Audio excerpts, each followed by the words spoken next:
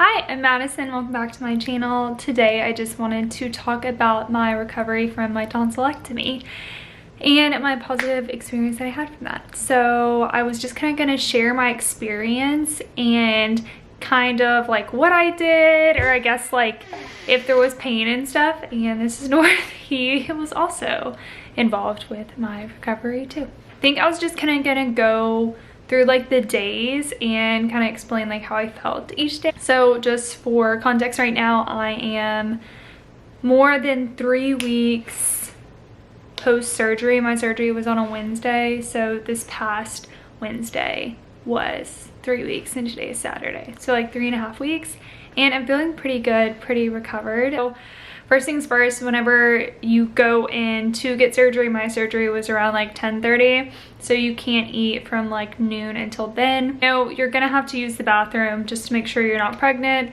so I had to do that. And then you will get an IV. That was honestly the worst part for me. That's like, if I had to go back and say anything, I would say that, because I don't like needles. So yeah, the IV hurt. That was the only thing. I feel like I felt a little lightheaded after that, also because like you haven't ate since like literally the night before.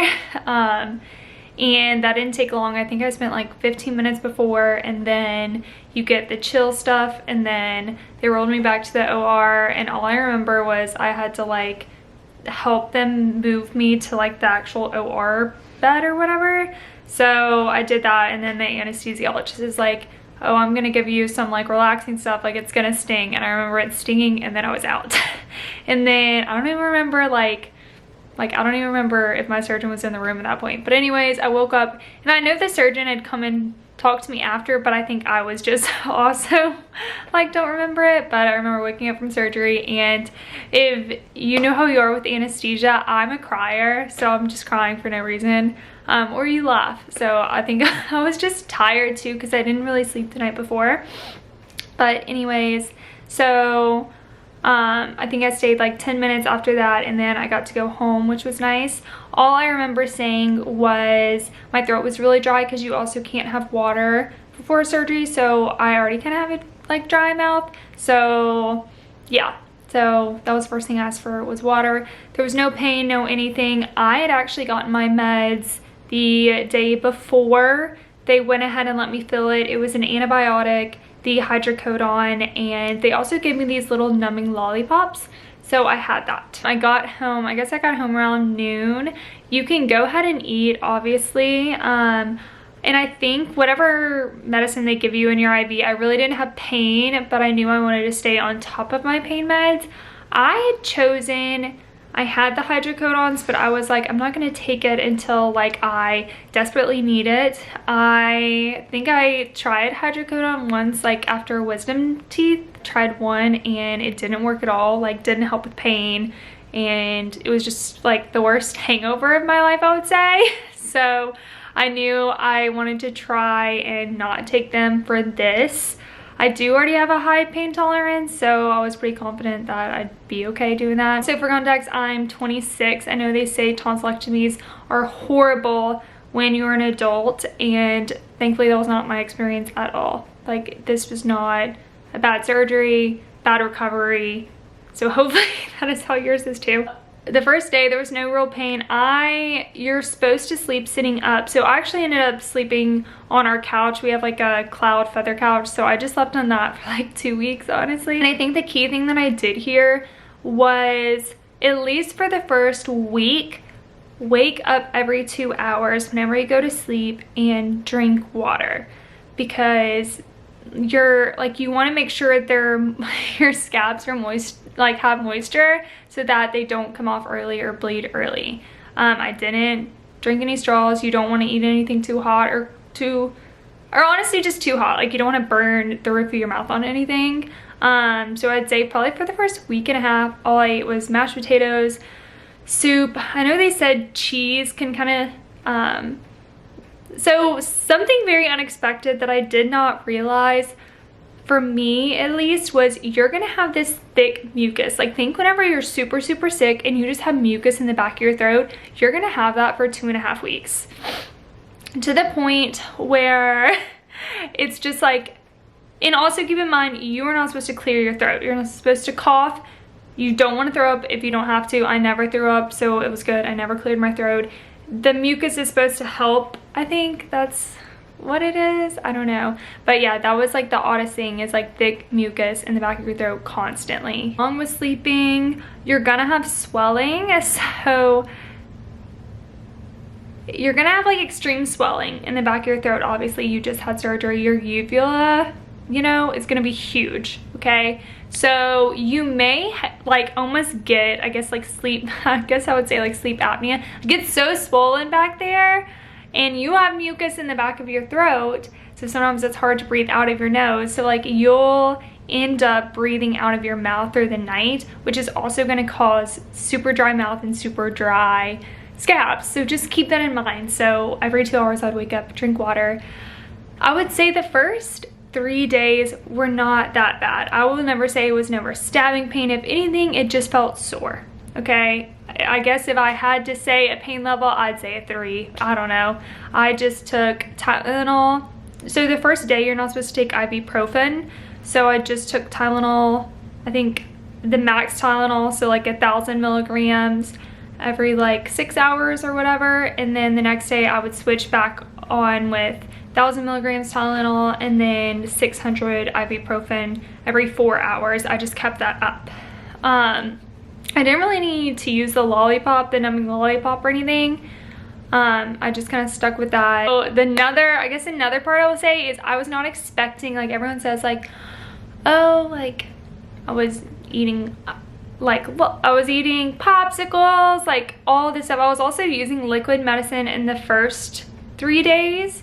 And then I ended up getting very just like kind of sick from all the artificial flavoring, I would say. So I stopped like eating the lollipops and I stopped the liquid and I switched to just pills. Ibuprofen's easy to swallow, but I'll say Tylenol, like sometimes it's weird, but they do make like an easy swallow Tylenol. I highly recommend that because it still is kind of like hard. You have swelling in the back of your throat, whatever. And then on the 4th day, it was I guess like Wednesday, Thursday, Friday.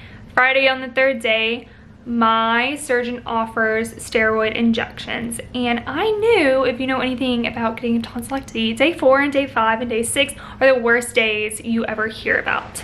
So I was like, let me go ahead and get steroid injection just to be safe. So I did that. And you don't really feel like I really don't know if I would say if it helped or not. Like you don't feel like an immediate like so much better. I definitely think it helped with the swelling in the back of my throat because I just felt like I couldn't breathe in the middle of the night because you'd wake up mouth breathing. Like it was just hard because you have so much swelling and so much mucus. Like it's just hard to sleep, I would say. So I got that. Day 4 and 5 rolls around. What I will say is I did not have pain, just kind of soreness, but day 4, 5, and 6, your scabs are starting to kind of come off. So it hurts, and I think the most I would say is it's very painful when you're waking up. Again, wake up in the middle of the night, drink water every 2 hours or every 3 hours, but just know as soon as you wake up, it is like... I don't want to be excruciating pain, but it's like so painful, like, but it's not that bad. Like it lasts maybe 10 minutes because you didn't drink water for 2 hours. The scabs are kind of coming off. Also, what I would recommend is the head ice thing. I also did that like every 3 hours. So just know that that's the most painful time you will experience. And like, I mean, I would just say, and I don't want to be like, I don't know what I would say. The pain's definitely like a 7 or 8 or 9 as soon as you wake up in the middle of the night. Whenever you're waking up every of those 3 hours, it's intense pain. So just stay on top of the meds. That's probably when you could have taken a hydrocodone if you needed it, but I was like, I'm fine. I also was eating ice chips every 3 hours so I do my head wrap ice thing. I drink lots of water. I think I would stay up for like an hour. drink like water, eat some ice chips, and then I would go back to sleep for like 2 or 3 hours. So I really was not getting that much sleep, so know that. The ice thing too, like every 3 hours since day 1. And then honestly, just day 5, 6, day 4, 5, 6 was the worst days ever, and it was only in that short amount of time, and the pain was bearable, but like, you know, just expect that, know that, I would say. And then after that, it was kind of smooth sailing. I kind of tried, I think after a week, you go back and see your surgeon, and he was actually surprised to see me because he was like, wow, you're like doing so well. Talking is very difficult. I tried not to talk until I guess kind of like week 1. Even I would not say my voice, it hurts to talk. So I will say, and it doesn't sound cute either. So I would say until honestly 3 weeks, I feel comfortable talking again. I still do have like a tiny scab that's gonna come off, but I mean, that's all. Try not to talk and eat. That's something I think that is the reason that I recovered so nice and so easy, is because I was constantly eating. Because also, you don't think about it, but like, you're used to eating full meals, and like, it takes you so long to eat. Like, it would take me 30 minutes to just eat like 1 scoop of mashed potatoes. So keep that in mind. Keep eating every 3 hours too, just to keep your body fueled. I like that I didn't take hydrocodone because I wasn't nauseous. And I know a lot of people talk about being nauseous and throwing up because of that med. So if you can try not to take it, I would say that, because then you still have an appetite and you're still able to eat. Honestly, just rest, obviously, but I would just say eat, have an ice pack, something cold whenever you wake up in the middle of the night, like to drink water and stuff, because it will be painful. But honestly, this was not a bad surgery at all. I'm so grateful for my ENT surgeon, and I'm so grateful that I had such an easy experience. I think with insurance, literally my surgery, it cost $200 at the surgery center, and then like $200 for that. My insurance paid the tonsillectomy, which on their end was, it was tonsillectomy and adenoidectomy, so I had both. That was like $900. Insurance covered it. The only thing insurance partially covered was the steroid shot, which was $35. So $235 is what I paid. I am still in my parents' insurance, thankfully, because I'm 25 right now, about to turn 26.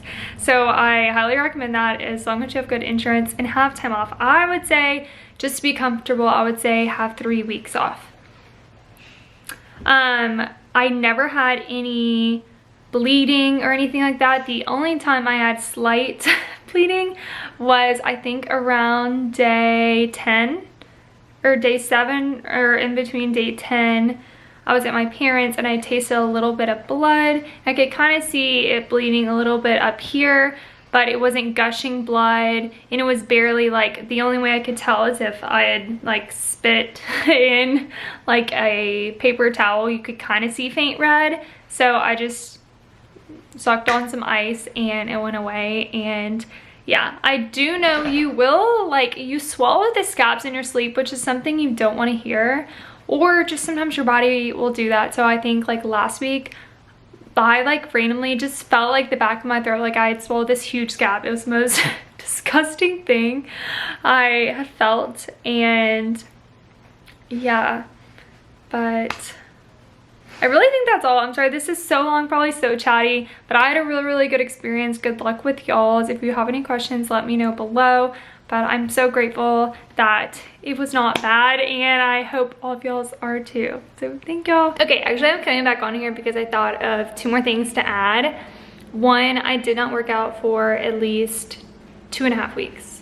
I think that was key, just to rest. And then whenever I did, I just do low impact Pilates. So it wasn't too bad.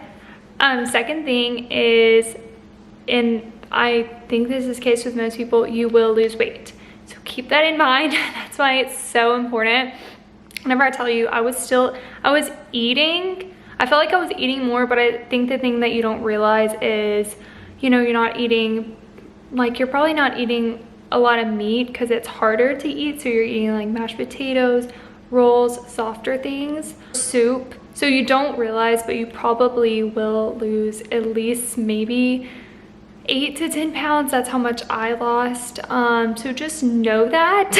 So just like keep that in mind. And like I ate the entire time, so I can't even imagine if someone didn't eat or like was struggling with nausea and stuff like that. So just keep that in mind. Like you need to fuel your body, and that's the most important way that you are going to recover faster, as well as like drinking water and just taking care of yourself. Okay, I just want to add that.